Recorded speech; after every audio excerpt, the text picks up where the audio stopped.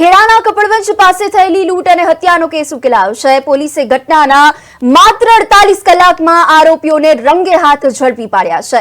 યુપીથી Eicher truck લઈને લૂંટના ઈરાદે આ આરોપીઓ ગુજરાતમાં આવ્યા હોવાનું સૂત્રોના અનુસાર જાણવા મળેલ છે। 250 સીસીટીવી તપાસીને આ ગુનાનો ભેદ ઉકેલવામાં આવ્યો છે। અમદાવાદ બાવળા હાઈવે પરથી આ યુપીના 4 શખ્સોને રંગે હાથ ઝડપાયા છે।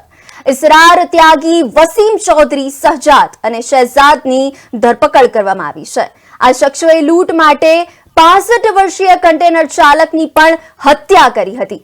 અમદાવાદ બાવળા હાઈવે પરથી આ યુપીના 4 શખ્સોને હાલ ઝડપી લેવામાં આવ્યા છે અને પોલીસે ઘટનાના માત્ર 48 કલાકમાં આરોપીઓને રંગે હાથ ઝડપી લીધા છે અને વધુ આગળની કાર્યવાહી પણ હાથ ધરી છે।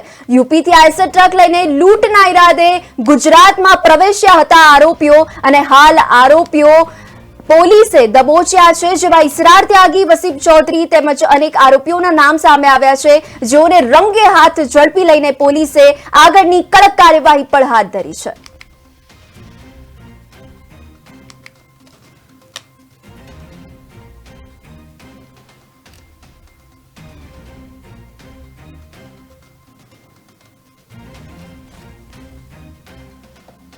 તેમાં મહીસાગર જિલ્લાના અલગ અલગ તાલુકાઓમાં થઈને કુલ 656 કનેક્શન ચેક કરવામાં આવ્યા અને તેમાંથી ગુજરાત વીજ કંપનીમાં સરપ્રાઇઝ ચેકિંગ કરવામાં આવ્યું।